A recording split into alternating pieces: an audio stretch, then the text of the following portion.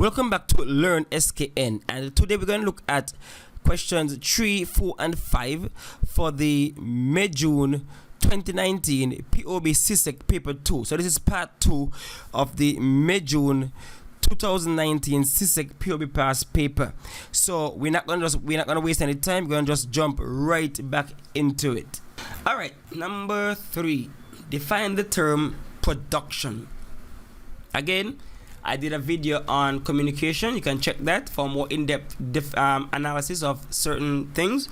I also did a video on production, so you can look at that one and get more information. But let's look at production. Define the term production. So here we have a definition of production. Definition of production.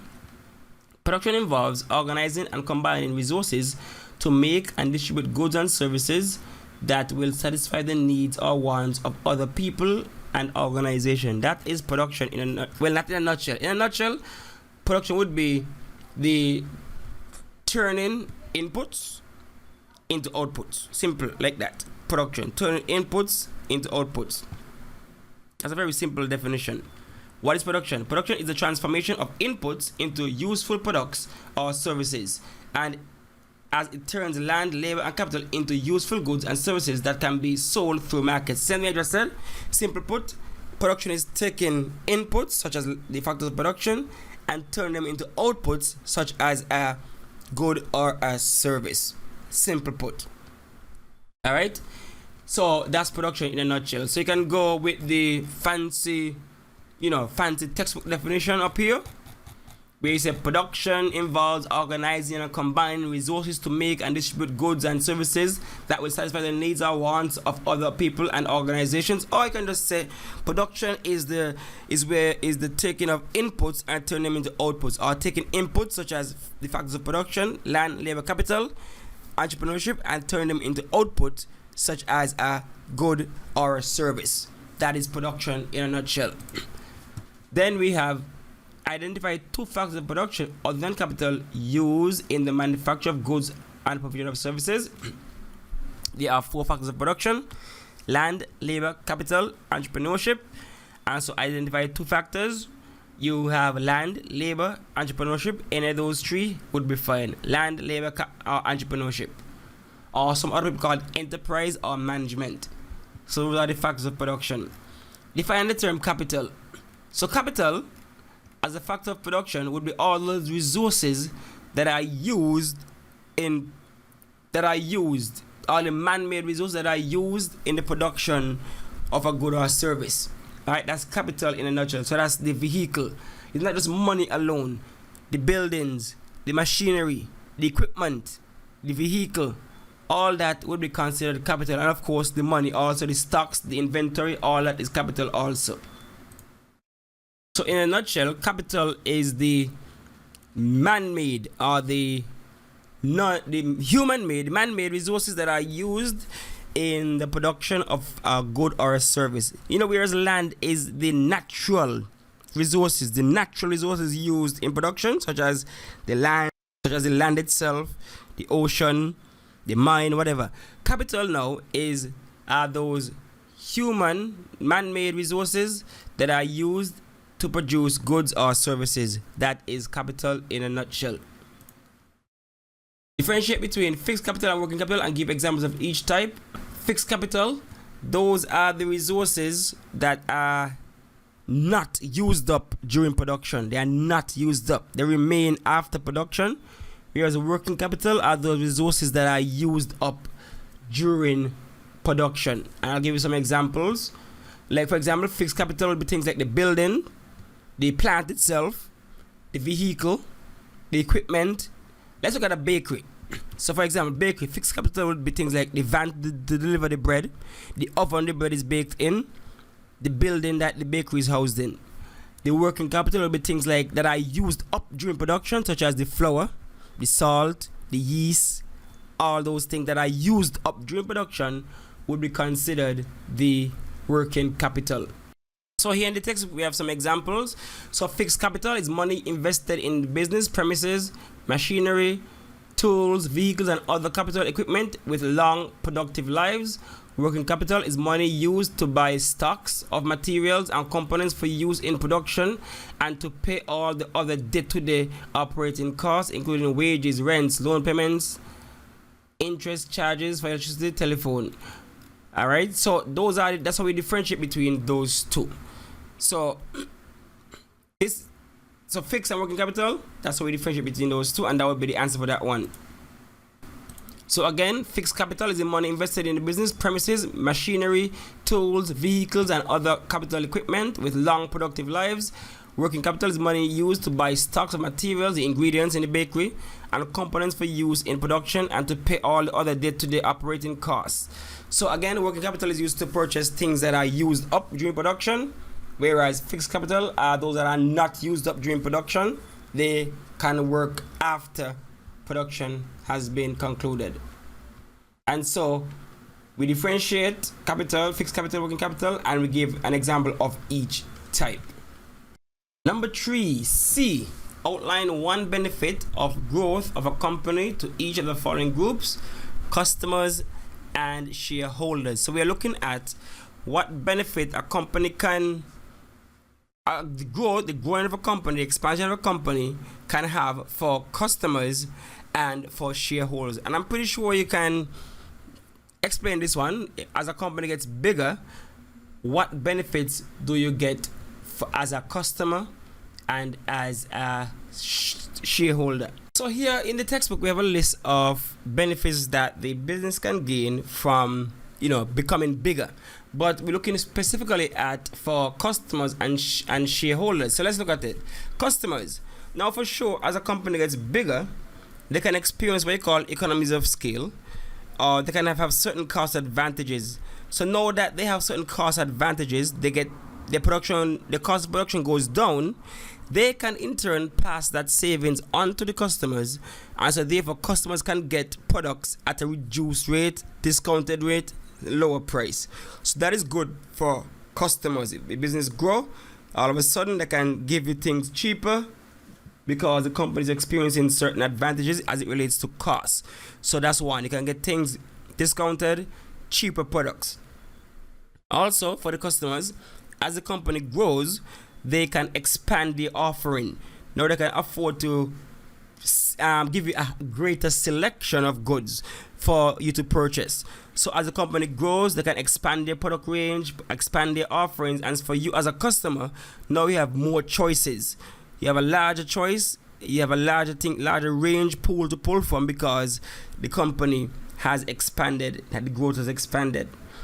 Also, as the company grows, they can use new technology and they can be able to service the customer a little better. Like, for example, using technology can be able to identify the needs and the wants of customers so they can personalize. I know this might sound counterproductive, but you can personalize the experience because now we have the technology and the systems in place in order to do so as a larger company. Sometimes you go on Amazon and they know what you bought last time. Somebody might send you a reminder, say, okay, you purchased this, now it's soon finished. You would like to re-up, because they have the information.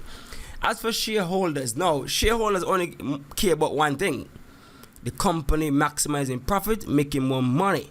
So therefore, as a company grows, it can benefit the bottom line of the shareholders. Now, as it grows, it can mean that the stock, the cost of if it's a publicly traded company, the stock can increase in cost or in price. So therefore, those who own stocks would be a higher value. They'll value more as the company grows and take more market share. That's one way. Also, as I said before, when the company grows, they might be able to get things on discount, buy in bulk, so they can pass those savings on to the customers. But also that means that more money, the profit margin would increase. And if the profit margin increases, then dividends for the shareholders who have the shares, dividends can be paid at a higher level. So they can get more dividends if the overall cost of doing business goes down, but profits goes up, they can get more dividends. And of course, as the company grows, they have a wider reach, they can expand their market, and therefore profits in general can increase based on their size. And so this can help the shareholders in that the company making more profit, so you get more money in your hands. So for the shareholders, it's all about making more money. All right, number 3D. This is 6 mark. I want to end the question. Explain 2 ways in which increased productivity may be advantageous to a business. 2 ways in which increased productivity may be advantageous to a business. And of course, come on, this one, every company wants their workers to be productive. So productive means that they're being more efficient with time and resources, in a sense. So let's look at what the textbooks say about productivity and is improving productivity. So the aim of the business is to produce as much output or revenue as it can by improving productivity. So the thing about productivity is about getting more out of your current base of resources, getting more out of them, letting them be more efficient. That's what productivity is all about. The same amount of input giving you greater output. Productivity in a nutshell. So of course it's going to be beneficial to the company. So how can it be beneficial? Now look at this. If fewer inputs produce the same output as before, then of course that's a good thing. Fewer inputs producing the same, so they're taking less and making more. Now that is productivity, that is productive. Then the cost of each unit of output will reduce. So right there you see cost is saving money because you're using less to produce the same or more. That's productivity. Therefore, by increasing productivity, business may be able to increase total output. So again, one benefit, you increase total output. And if you increase total output, that means that you're going to have more products available for sale. And so, of course, that would affect your bottom line, meaning you're going to make a higher profit margin. Because the key thing here is that you are taking the same of your resources and producing more or the same as before. So imagine 10 persons who are creating, let's say, 100 pounds of bread per week. Then they become more efficient. Then the same 10 are producing 150. Same 10, same labor costs, same time, but they're producing more. That's good. So increase total output. Again, benefit, reduce the cost of producing each item. So each item cost comes down. And again, this goes back to the fact that it's going to affect the bottom line, meaning you're going to get greater profits. So you earn more profit on each item. So your profit margin increase per item. Reduce its price without reducing its total profit. So it is able to compete more effectively with rival businesses at home and in foreign markets. So more productivity. So you see, the thing is, being competitive, being productive is what you call a competitive advantage. Most companies strive to develop a competitive advantage so that they can have a leg up on their competition. And if your company is more productive and more efficient than others, then that gives you a competitive edge, a competitive advantage over the rest, right? So that means that you as a company can have that as your advantage over other companies, and you can use that advantage to help you gain greater market share, help you gain more customers. Others are producing the same goods as you, but at a less efficient level, a more inefficient level. Their productivity isn't as high as yours. So therefore, that's an advantage you can leverage as a company to, as they say here, become more competitive, right? So you can become more competitive like that. Expand sales of its products at home and internationally, because again, you are actually making more. You're making a surplus now, so therefore you are able to export and you expand your market overseas even further, and so more market, more revenue, more market share. So again, all this is because you're becoming more productive. Increase the wage of employees to motivate them to increase their productivity even further. So again, productivity gives some savings, and therefore you are able to increase the wages of your workers.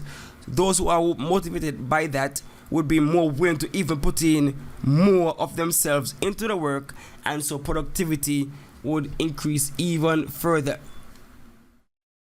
Again, there are other benefits.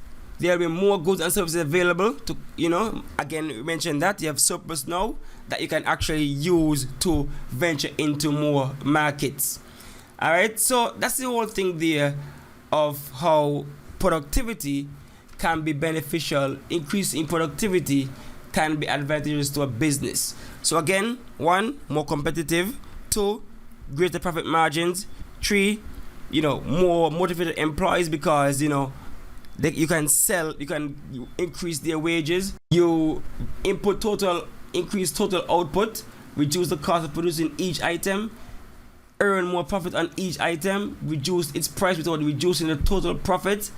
And also, again, the next thing about productivity is that you can improve or maintain the quality of your product without having to expend that extra cost. So all those are ways in which a company can benefit from being more productive. And so you choose 1 or 2 and you go and you describe them fully, and that will help you gain your 6 marks for that question. All right, number 4, A. Outline 2 functions of consumer organizations. Outline 2 functions of consumer organizations. So this is another 4-mark question, and so you just outline 2, and outline means a sentence, 2 sentences each or so, and you get your 4 marks. So let's go. The functions of a consumer organization. So we have to advising consumers of their rights and responsibilities. So that's one of the biggest responsibilities of these organizations, like the Bureau of Standards and the Ombudsman and those places. They are, one of their main goals, their main functions is to advise consumers on their rights and their responsibilities. Your rights and your responsibilities. Then you have monitoring the commercial activities to deter adverse trade practices while identifying issues affecting customers. So our next role is to monitor commercial activities to deter adverse trade practices while identifying issues affecting customers. So things like price gouging, things like not, adhering to health standards and stuff like that.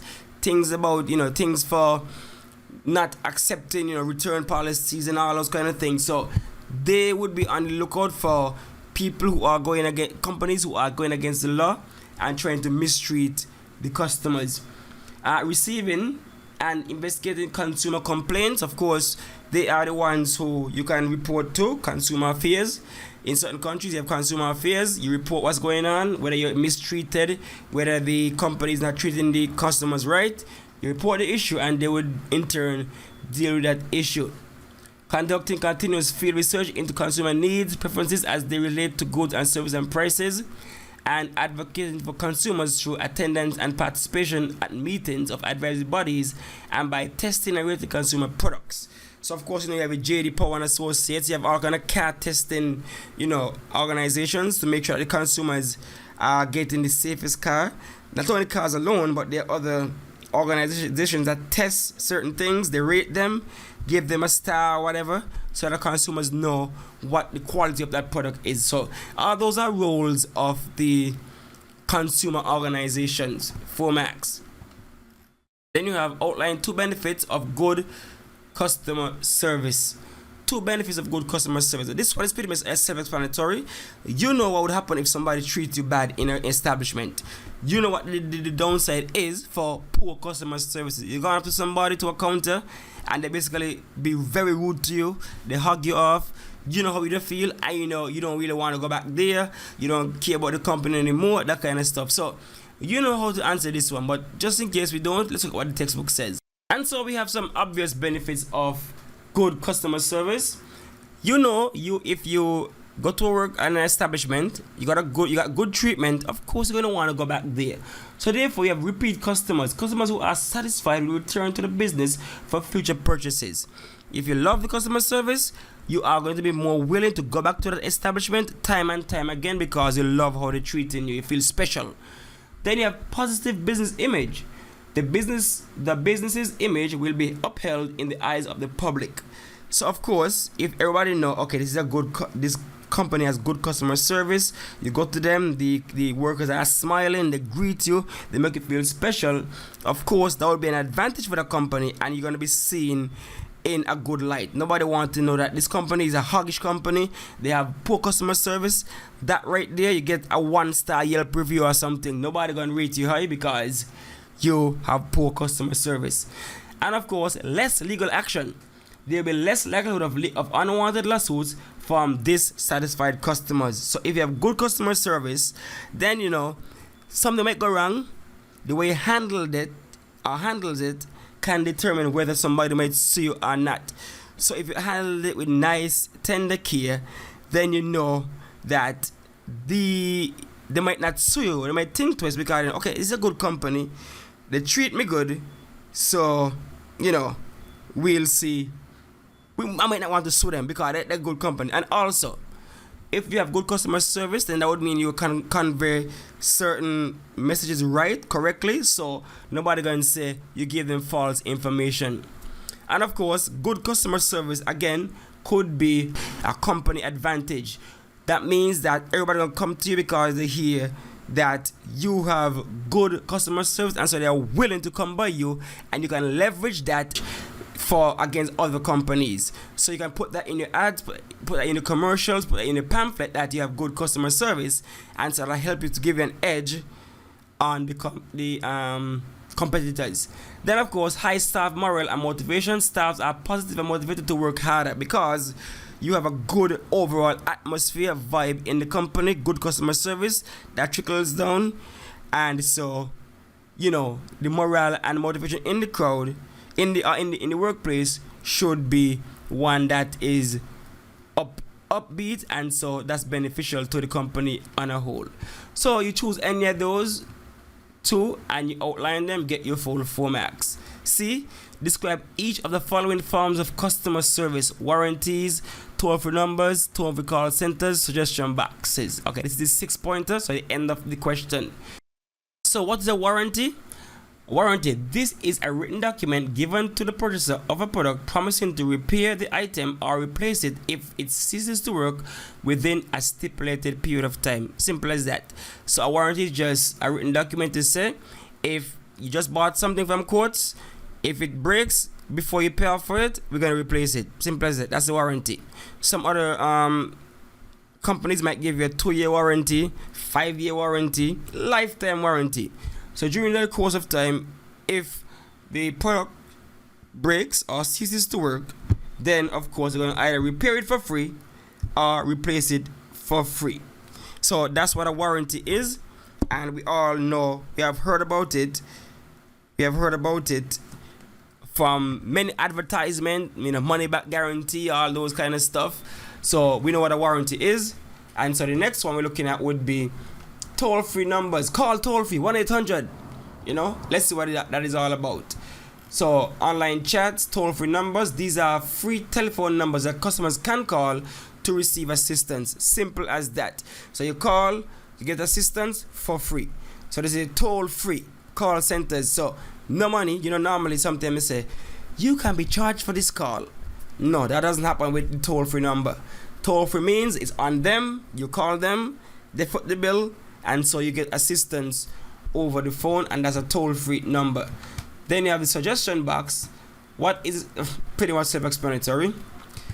These boxes are strategically located in a business location where customers can leave suggestions based on the experience and interaction at the business. Don't have to go any further on that one.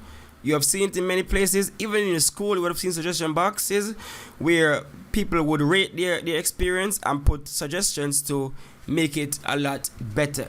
So they ended that question with some real, baby questions right there. Some easy questions. Once you would have read this, your definitions, you would be sure to understand what is going on. All right, the last one for this one. Oh, this one had 2 6 markers. Okay, the last one for question 4. A trademark is a firm's brand that allows it certain benefits in the marketplace. Explain 2 ways in which trademarks are beneficial in the conduct of business. Again, oh man, this was an easy test, man. Easy test, I'm telling you. Trademarks. Everybody know what trademarks are. You have your Nike, Adidas with their logo, the swoosh, So of course, we know what a trademark is. It's a distinctive brand or symbol. Alright? A distinctive brand or symbol. That's a trademark. So how is it beneficial for a company? One, it sets the company apart from its competitors. So you can easily identify that company's product because of the trademark. So it sets the business apart from the competitors because, for example, you see a swoosh on a shoe, you know that's Nike. One time. You see it on a shirt, you know that's Nike. You know? So you see the Apple, the bit note Apple, you know that's Apple. That's an Apple product. And so therefore comes with a certain level of quality and stuff like that. So it sets the business apart from its competitors, the trademark. Also, it cannot be used by any other company. If they are to use it, of course, they will be infringing on your company's rights, and so therefore they can be sued and stuff like that. And so it keeps your product separated from other people's product. But similar to the point I just made about setting business apart from competitors. Alright, so it offers customers a product with a unique twist. So a shirt is a shirt, a shoe is a shoe, but of course you put on the Nike swoosh, you know, that's a whole different ball game. Or you put on the name, you know, Off-White, Travis Scott, whatever, that's a whole different, you know, a whole different product altogether. Shoes is shoes, but when you put on Off-White or Travis Scott or whatever collab, you know, Nike or Jordan might do, that's a whole different thing, you know, LeBron and them stuff, LBJ, you know, that's a whole different thing. So that is offering the customer, that's why you differentiate your product from other products of a similar way. Then you can use, of course, that in your marketing. So forms an essential part of a business's marketing for its product. So marketing, you can just put the logo out there and already they know who it represents. You don't even have to spell the name or anything. The logo just shows up, you know you represent. You can do so many things when it comes to marketing with that logo. Some companies have a long name, or you know, you don't really want to. Sometimes you don't have enough space to put the whole name. You put the logo, and it represents the company one time as it relates to marketing. So marketing can be built around that trademark, that logo, that distinctive mark, that font, whatever the color of the font, that kind of stuff. That can be a part of your marketing endeavors and marketing campaigns. Used as collateral for loans. Now, this more speaks to, let's say, every brands have value. You know, Nike as a brand has a value. So you can actually put a dollar value on certain brands, certain trademarks, certain, you know, copyright patent, but trademarks in particular. Like for example, there was an issue where Rafael Nadal and Nike were having an issue because he wanted to take his trademark, you know, Rafael the RF from Nike and take it to a next company. And you know, Nike know the value of that, and so they're not gonna let that happen. You know, so because the trademark itself has value and can be used to, you know, enhance the value of other things. So all those are benefits that you can get. Explain to me the trademark benefit. Those are benefits you can get when using your trademark. The trademarks is distinctive. It separates you from the pack. It adds an extra flair, extra unique twist to the products, and it also has certain value behind. The Nike swoosh has value. So the bit note Apple logo has value. That's why sometimes you see people on the internet, on movies and stuff, put a tape on the Apple laptop, because if they were to reveal that, then they have to pay Apple enough money for using their trademark in a movie or video or something. So you use any of those and you go to town and you get your 6 marks for why trademarks are beneficial to companies. Alright, the last one, number 5. Define the term Information and Communication Technology, ICT. What is ICT? Information Communication Technology refers to all types of technology, such as devices, networking applications, and systems dedicated to the use of information and communication of information digitally or electronically. So that's a mouthful. Let's go again. ICT refers to all types of technology, such as devices, networking, applications, and systems dedicated to the use of information and communication of information digitally or electronically. So that's ICT in a nutshell. So it's basically all the technologically based devices that are resources that are used to help in conducting business. Alright, to help in communicating and to conduct information, to communicate information and conduct business. That's ICT in a nutshell.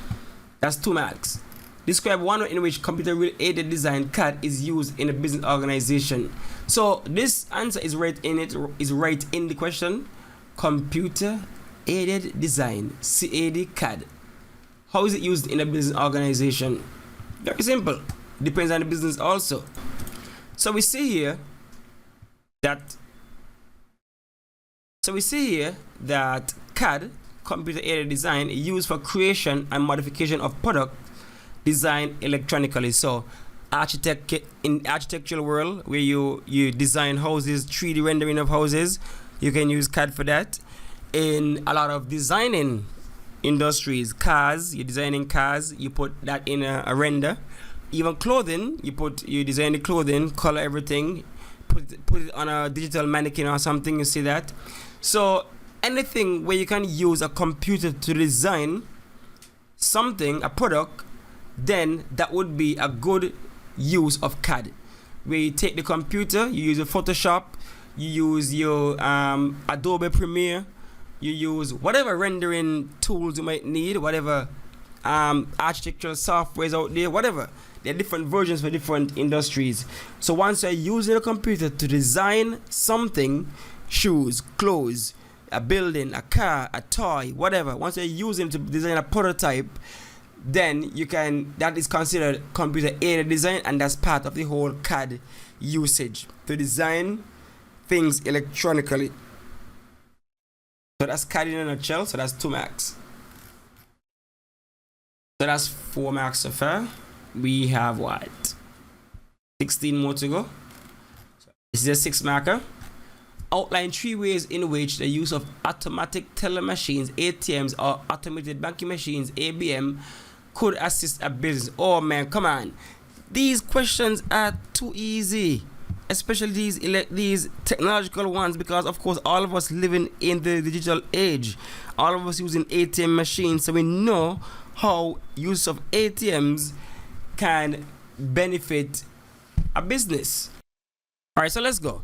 Now, one thing, now you can use an ATM to withdraw money as a customer, but also businesses can use them to deposit. Sometimes you make your monies during the day, and you don't want to keep too much money in your cash register, because you might get robbed or something like that.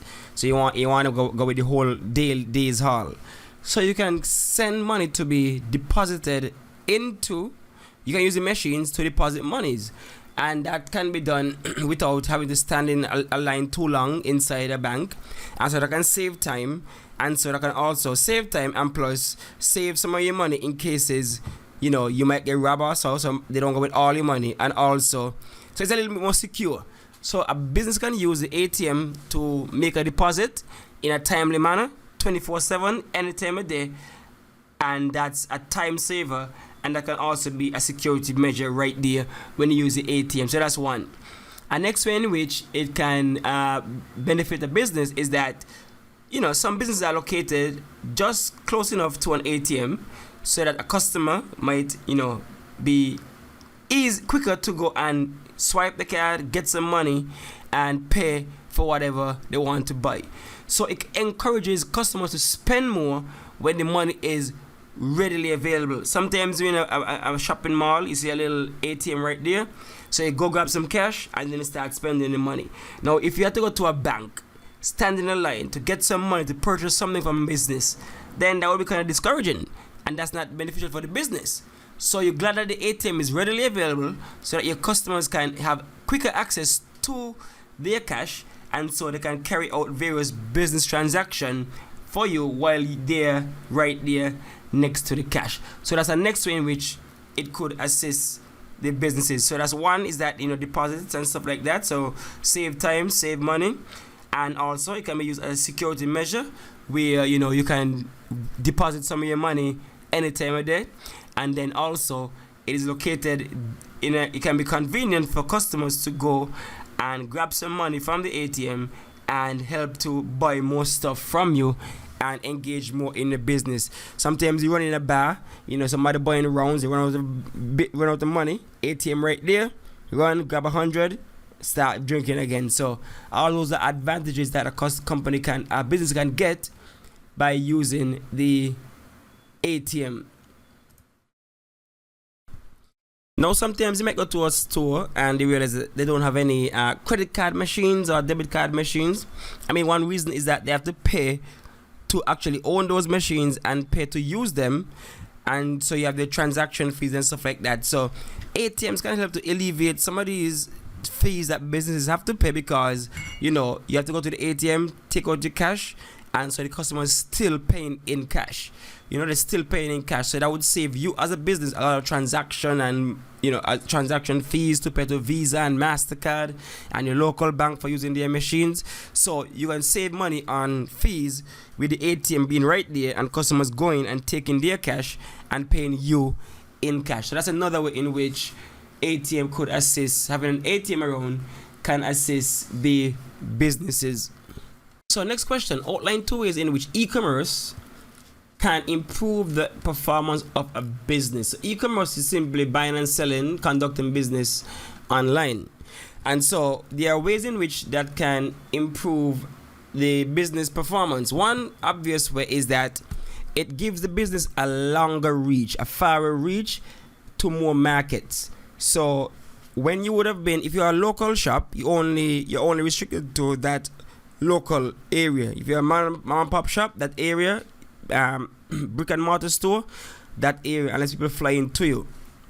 But e-commerce now means that you can reach beyond your borders, beyond your country, beyond your town. You have a farther reach, and so therefore your market is wider. You have a larger market available to you to conduct your business. So that's one of the ways it improves performance. Another way is that e-commerce businesses tend to be lean businesses, meaning that they don't have to spend as much money to start up in the first place.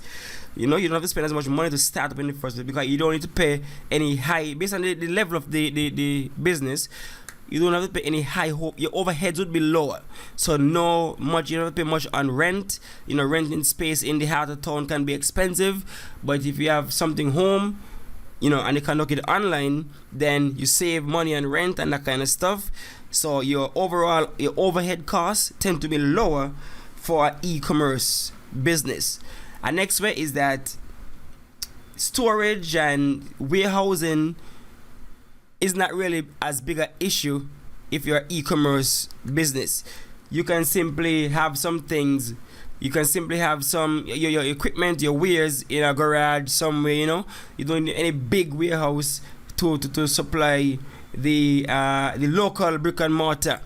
Some people actually do what you call airdrop marketing and stuff like that, where you have an e-commerce business and you don't even store the stuff for yourself. Somebody else stores them for you, right? So all you have to do now is, when the order comes through online, then you send it through to whoever your warehouse person is, that service they provide, and they will deliver it to that person. So some of the logistics are not as in-depth as if you had a brick and mortar store out there. So the e-commerce reduces some of that logistical nightmare that you might have in terms of storage and those kind of things for your wares, your equipment. Apart from your market reach, conducting e-commerce can be very convenient for your customers. Your customers would appreciate that kind of convenience they can get when conducting business online. You can stay home in your underwear and make your order, and your order appears in front of your house in 5 business days, whatever, 2 days in terms of Amazon, that kind of stuff. So e-commerce can really encourage people to, that's why Amazon is killing it like this right now, because Amazon is a e-giant.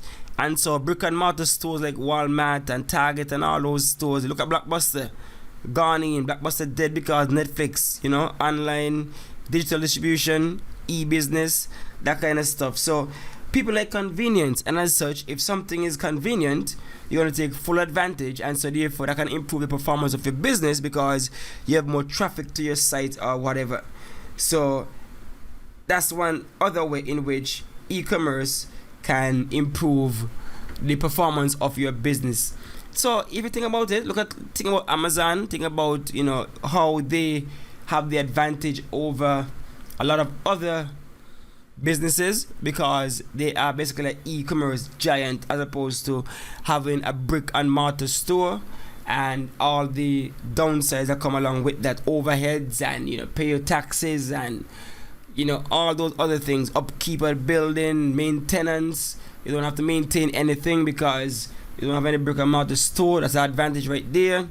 Save money on space and warehousing and all those things. So all those are benefits you can gain as a business if you engage in e-commerce.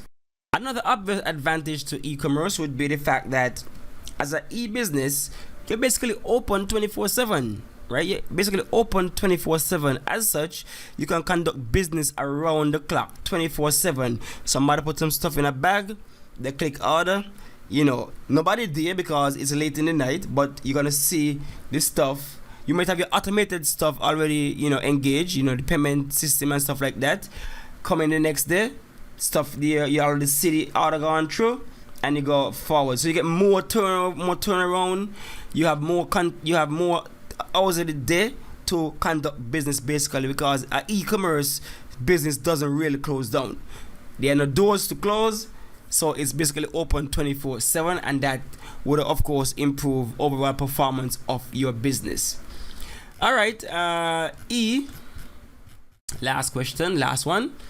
Explain 2 ways in which businesses can demonstrate the ethical use of ICT in the conduct of the operations. Explain 2 ways in which businesses can demonstrate the ethical use of ICT in the conduct of the operations. So back to ICT again, and of course, whenever you're dealing with computers and phones and digital information and stuff like that, there are always ethical issues that comes up about privacy and use of data and those things. If you look at Facebook and how much backlash they took for basically selling the customers' data without them knowing, collecting all the information and selling it to the highest bidder without you even knowing. People felt as though their privacy was violated and stuff like that.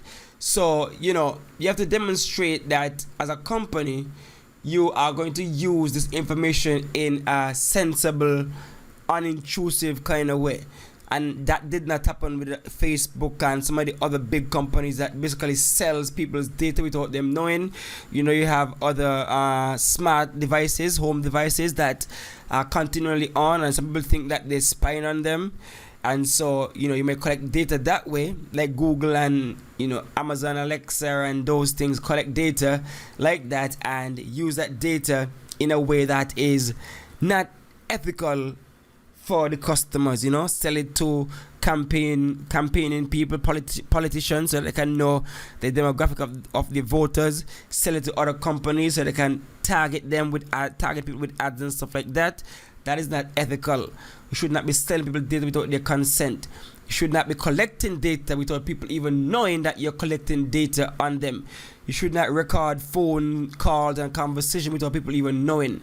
Other issues like phone companies, for example, you top up your phone, put on some credit, but they have systems in place where they don't even tell you that they're gonna renew, auto renewal and stuff like that. So you're gone on your credit card, so you see a charge.